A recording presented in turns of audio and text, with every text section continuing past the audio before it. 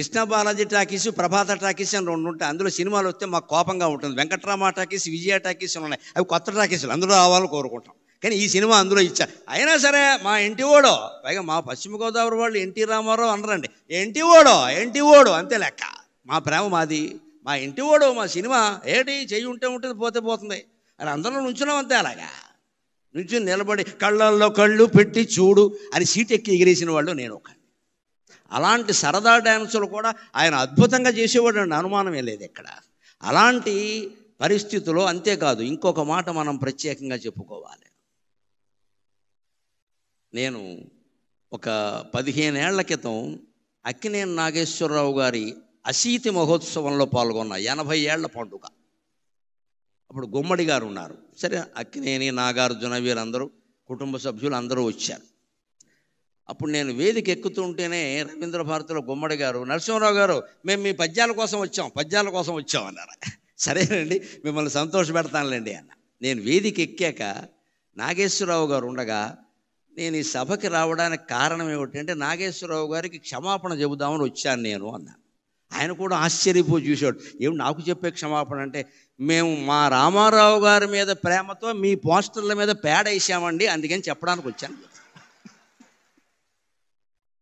మా అభిమానాలు అలాగే ఉండేవి, అనుమానం. ఎందుకంటే మా కోపం ఏంటంటే, మా బాధ మాకు ఉంటుందండి. అభిమానం అంటే అభిమానమే, ఇంకా అక్కడ ధర్మాధర్మాలు ఉండవు అక్కడ. పైగా మా వయసు ఏంటి, ఏమన్నా 70 ఏళ్ళ, 20 ఏళ్ళు కూడా లేవు. మేము మా రామారావు గారు కృష్ణుడు వేశాడు. శ్రీకృష్ణ విజయం అని సినిమా ఎంఎస్ రెడ్డి గారు తీశాడు, కౌముది ఆర్ట్ పిక్చర్స్. రామారావు గారు కృష్ణుడు, మహోదరుడు అని విలన్ పాత్ర ఎస్వి రంగారావు వేశాడు. ఒక చిన్న నాట్యం కోసం ఎల్వి జయలక్ష్మిని పిలిపించారు, స్వర్గాన్ని నుంచి దించినట్టు. జయలలిత సత్యభామ వేసింది, దేవిక రుక్మిణీదేవి పాత్ర వేసింది, కాంతారావు గారు నారదుడు వేశాడు. ఇంత గొప్ప క్యాస్టింగ్ ఉండే సినిమా ఆడకుండా పోయింది. మరి మా కడుపు అంటదా? ఎందుకని? దసరా బుల్లుడు కారణంగా పోయింది. అప్పుడు దసరా బుల్లోడు వచ్చింది సంక్రాంతికి. దసరా బుల్లోడు కారణంగా మా సినిమా ఆడలేదు. అది నాగేశ్వరరావు గారు అయితే, నాగలోకపతి అయితే మా సినిమా ఆడలేదు. మా బాధ మాది. అందుకని మాకు ఎలా ఉండేదంటే పేట చేసేవాళ్ళం అంతే. అందుకని నేను మొహమాటం లేకుండా తర్వాత ప్రవచనాలన్నీ మొదలుపెట్టాక తప్పు ఒప్పుకుంటే పాపం పోతుంది కదా, ఎందుకు వచ్చింది అని నాగేశ్వరరావు గారి సన్మాన సభలో నేను ఇది ఎందుకు వచ్చానంటే మీకు క్షమాపణలు చెప్పడానికి వచ్చానండి. రామారావు గారి మీద అభిమానమే తప్పితే మీ మీద మాకేమి ద్వేషం లేదండి. మీరు మహానటులు, దానికే ఉంది. కానీ మా కోపంతో మేము చేసేవాడిని. నిజం చెప్పారు కదండి, ఇంకెందుకు ఉంటాయి పాపాలండి అన్నాడు ఆయన. పైగా అప్పుడు ఆయన చెప్పారు, మా అభిమానులు తక్కువ వాళ్ళు ఏం కాదండి, వీళ్ళిద్దరూ కొట్టుకు తెచ్చారు లోకంలో, మేమిద్దరమే దెబ్బలాడుకోలేదండి, మా అభిమానులు రకరకాలుగా ఉన్నారండి. ఎప్పుడు మహానటుల గురించి మనం ఏదో అనుకుంటాం, కానీ ఎన్టీఆర్, ఏఎన్ఆర్ ఎప్పుడు సూర్య చంద్రుల్లాగా తెలుగు సినీ ఆకాశంలో వెలుగుతూనే ఉంటారండి, వెలుగుతూనే ఉంటారు. సూర్య రశ్మి ఎంత అవసరమో చంద్రకాంతి అంతే అవసరం కదా. ఆ ఇద్దరు అలా వెలుగుతూనే ఉంటారండి. ఆయన సభలో ప్రత్యేకించి నేను ఈ విషయం చెప్పేసరికి ఆయన చాలా ఆనందించారు ప్రత్యేకంగా. ఇక ఇప్పుడు ఒక 10 నిమిషాల్లో ఆయన రాజకీయ జీవితాన్ని గురించి కూడా మాట్లాడతాను. నటుడు నాయకుడై ఆంధ్ర వట విటపము, నటుడు నాయకుడై ఆంధ్ర వట విటపము, ఊడలునంగ జగమెల్ల ఊగజేయ. నటుడు నాయకుడై ఆంధ్ర వట విటపము, ఊడలునంగ జగమెల్ల ఊగజేయ. విశ్వరూపము చూపిన విశ్వనటుడు, నటుడు నాయకుడై ఆంధ్ర వట విటపము, ఊడలునంగ జేయంగ, ఊడలునంగ జేయంగ, ఊడలునంగ జగమెల్ల ఊగజేయ. విశ్వరూపము చూపిన విశ్వనటుడు, తెలుగు వెలుగవు, తెలుగు వెలుగవుచు ఒక వెలుగు వెలిగి, తెలుగు వెలుగవుచు ఒక వెలుగు వెలిగినతని, తెలుగు వెలుగవుచు ఒక వెలుగు వెలిగినతడు. తెలుగుకే వెలుగుగా, ఒక వెలుగుగా మిగిలిన మహానుభావుడు నటుడు, నాయకుడు అయ్యాడు. ఆ రోజు 83లో ఆయన రాజకీయ రంగ ప్రవేశం చేసి వెడుతుంటే ఒక సందర్భంలో నేను విన్నాను, నా కళ్ళతో చూడకపోయినా, ఈయనకి ఇంత దీక్ష ఉంటుందా అనుకున్నాను. అన్నం తినేవాడు కాదు, సో ఆ చైతన్య యాత్రలు అన్నం తినేవాడు కాదు, కానీ ఆరోగ్యం చెడగొట్టుకోలేదండి. రామారావు గారి నుంచి ఈ యువతరం నేర్చుకోవాలి. ఎప్పుడైనా సమయం లేకపోతే అన్నం తినకపోవచ్చు. ఇవాళ కూడా సాఫ్ట్వేర్ కుర్రాళ్ళు సమయానికి తినలేరు, కానీ తినవలసిందేమిటి? పిజ్జాలు తింటున్నారు, బర్గర్లు తింటున్నారు, అడ్డమైన గడ్డి తింటున్నారు, అన్నం తినడం మానేసి. రామారావు గారి నుంచి నేర్చుకోవాలి. అంత చైతన్య రథయాత్ర చేస్తూ మహానుభావుడు కుమారుడు హరికృష్ణ సారథ్యం చేస్తుంటే వెళుతూ ఆయన దారిలో ఆగవలసి వస్తే భోజనము కుదరదు అనేవాడు. మరి ఏం కుదురుతుంది అంటే కొంచెడు వేరుశెనగ గుళ్ళు పట్టుకురమ్మనేవాడు.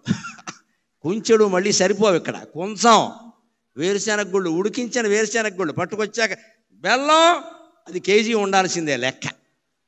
కొంచెడు వేరుశెనగ గుళ్ళు దగ్గర పెట్టుకుని ఉడికించినవి బెల్లం కేజీ దగ్గర పెట్టుకుని అరగంటలో నవిలేడే నేను చూశాను, అనుమానం వెళ్ళేది. అలా కాపాడుకున్నాడు ఆయన ఆరోగ్యాన్ని. ఇవాళ నేర్చుకోవాలి. ఇవాళ అన్నం తినే సమయానికి అడ్డమైన గడ్డి తింటారు, ఆ తర్వాత అన్నం మానేస్తున్నారు, కడుపులో మండిపోతుంది. ఏం తినాలి? పుష్టి కలిగించే ఆహారం తినాలి. ఉపవాసం చేస్తే కనీసం మజ్జిగ తాగాలి ఆ సమయానికి. ఉడికించిన వేరుశెనగ గుళ్ళు తినండి, బొంబాయి శనగలు తినండి, బఠానీలు తినండి, అవన్నీ మంచివమ్మా. అవి ఊరి పూర్వం తినే తేగలు తినండి. అంతెందుకు ఈ కాలంలో బాగా వస్తాయి మొక్కజొన్న పొత్తులు తినండి, అన్నం అక్కర్లేదు, బోల్డ్ పుష్టి. ఇక్కడ కాల్చిన మొక్కజొన్న పొత్తులు తింటే అన్నం అక్కర్లేదు. ఎప్పుడైనా అన్నం తినని పరిస్థితి అటువంటివి తినాలి. కానీ ఆ బిస్కెట్లు, ఈ బిస్కెట్లు, ఈ చాక్లెట్లు, ఇవన్నీ తిని చాక్లెట్లు ఉంటే టాయిలెట్కి వెళ్తాం, ఉపయోగం ఏంటి? ఇక్కడ ఏం తినాలి? తినకు పరిస్థితులు ఉంటాయి. సినిమాల్లో ఉన్న వాళ్ళకి మరీ ఎక్కువగా ఉంటాయి, రాజకీయాల్లో ఉన్న వాళ్ళకి అన్నం తినే అవకాశం ఉండదండి. ఏం తినాలి? ఆరోగ్యం చెడిపోంది తినాలి. అందులో కూడా ఆయన క్రమశిక్షణ ఏమిటంటే అలా ఉడికించిన వేరుశెనగ గుళ్ళు బెల్లం లాంటి ఆహారం తినేవాడు తప్ప బయట ఏదో పట్టుకురమ్మని తినేవాడు కాదండి. నియమం అంటే నిష్ఠే, నియమం అంటే నియమమే, నిష్ఠ అంటే నిష్ఠమే. ఆయన నుంచి అది మనం నేర్చుకోవాలి. ఆ రకంగానే రాజకీయ జీవితాన్ని గడిపాడు. ఇంకొక మాట మనం చెప్పుకోవాలి. తెలుగుతనం, తెలుగు జాతి అంటే ఆయనకి ఎంత ఇష్టం అంటే ఆచరించి చూపించాడు. 89 నుంచి 94 వరకు ఆయన ప్రతిపక్షంలో ఉన్నారు. ప్రతిపక్ష నాయకుడుగా ఆయన పాత్ర ఆయన చేశాడు. నేను అసెంబ్లీకి రాను అని మాట్లాడలేదు, వచ్చాడు ఆయన ఖచ్చితంగా. స్పీకర్ గారు ఉండగా చెప్పుకోవలసిన మాట. ఆయన వచ్చాడు. అంత మహానటుడు, అంత మహానాయకుడు ఓడిపోయిన దశలో కూడా అసెంబ్లీకి వచ్చాడు. ఆయన కర్తవ్యం ఆయన నిర్వర్తించి ఇటువంటి వాళ్ళందరినీ నడిపించాడు ఆయన శుభ్రంగా. ఆ దశలో కూడా ఆయన మనోధైర్యాన్ని కోల్పోలేదండి. అంతేకాదు ఆత్మాభిమానాన్ని కోల్పోలేదు, ఆంధ్రాభిమానం కూడా కోల్పోలేదు. 91లో పివి నరసింహారావు గారు నంద్యాలలో పోటీ చేస్తే తెలుగువాడు ప్రధానమంత్రి అవుతున్నాడు, మేము పోటీ పెట్టాం అన్నాడమ్మా, అన్నాడమ్మా, అన్నాడమ్మా, అన్నాడమ్మా, అన్నాడమ్మా. మరొక మొగాడు ఉన్నాడా? మరో మనిషి ఉన్నాడా? ఎంత స్వార్థం ఇవాళ రాజకీయాల్లో, ఎంత స్వార్థం. సానుభూతి చూపించవలసిన చోట కూడా పోటీలు పెట్టేస్తున్నారే. ఆయన శుభ్రంగా ఆయన నిలబడితే పివి నరసింహారావు గారి పరిస్థితి వేరుగా ఉండేది. చాలా కష్టం నెగ్గడం అది.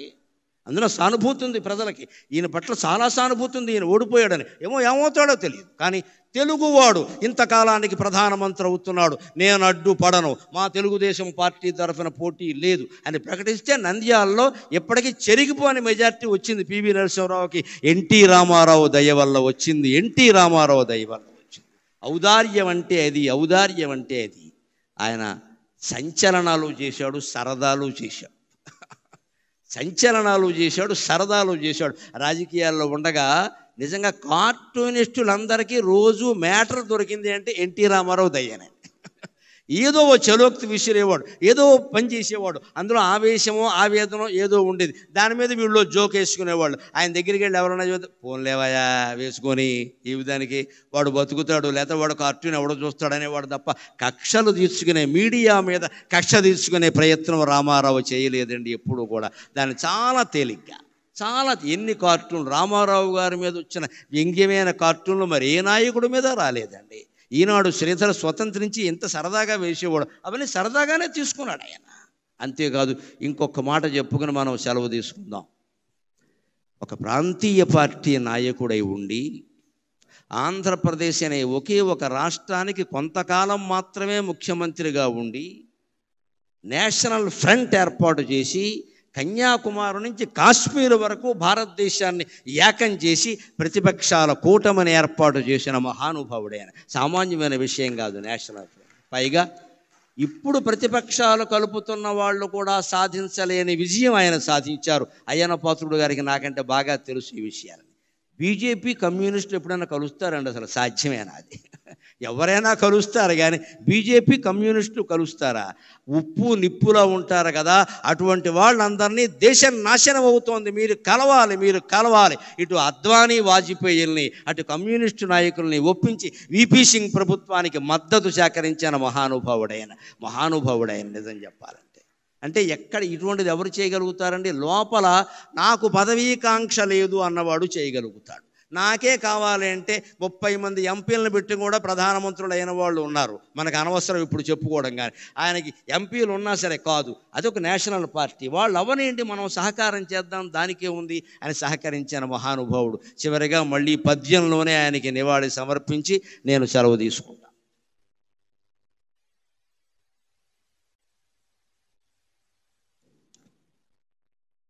విశ్వఖ్యాత నట ప్రపంచ. రామారావు గారి సంతోషించాలి అంటే మంచి సమాస ధాటితోనే ఉండాలి పద్యం. తేలికైన మాటలతో చెబితే ఏమయ్యా గరికిపాటి ఇలాంటి పద్యం చెప్పేవాడు రాత్రి కల్లోకి వస్తాడు ఆయన. అందుకని మంచి సమాస ధాటితోనే ఉండాలి పద్యం ఖచ్చితంగా. విశ్వఖ్యాత నట ప్రపంచ విభవావేశ స్వభావ ప్రభావ అశ్వోద్ధూత సమస్త చిత్ర పరిషత్ హరాగ్రహారం మగున్.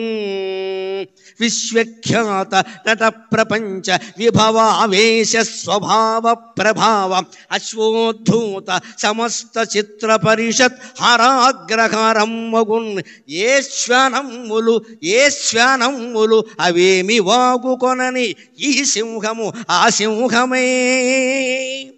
ఏ శ్వానమ్ములవేమి వాగుకొనని ఈ సింహము ఆ సింహమే. శశ్వచ్ఛాంతిని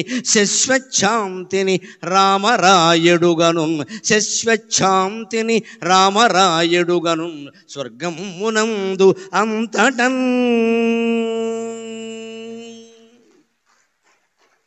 ముగిస్తూ నేను ఆనందించే ఒక్క మాట ఏమిటంటే, 2021లో నా కాలికి గండపెండేరం వేస్తే బెంగుళూరులో దాని మీద ఒక బిరుదం రాశారు. విశ్వవిఖ్యాత అవధాన సార్వభౌమ అని రాశారు. నేను అనుకున్నాను ఇది కూడా ఎన్టీ రామారావు గారు అనుగ్రహమే అనుకున్నాను. ఎందుకంటే ఆయన విశ్వవిఖ్యాత నట సార్వభౌమ, ఆయన దయ వల్ల మనకు వచ్చింది విశ్వవిఖ్యాత అవధాన సార్వభౌమ.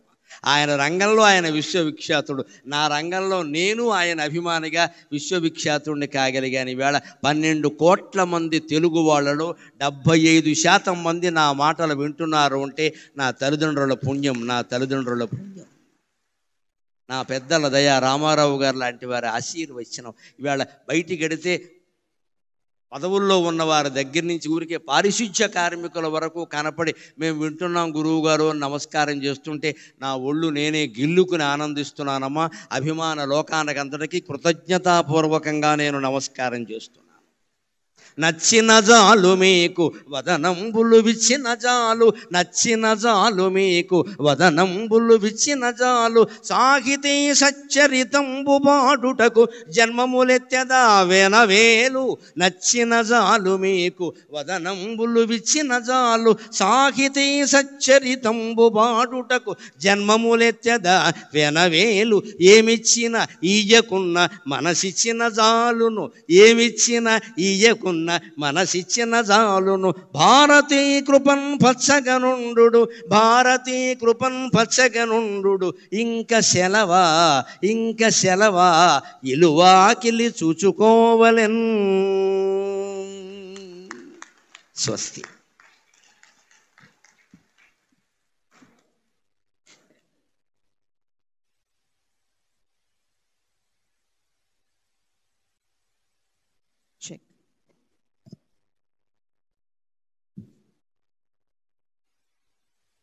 పెద్దలు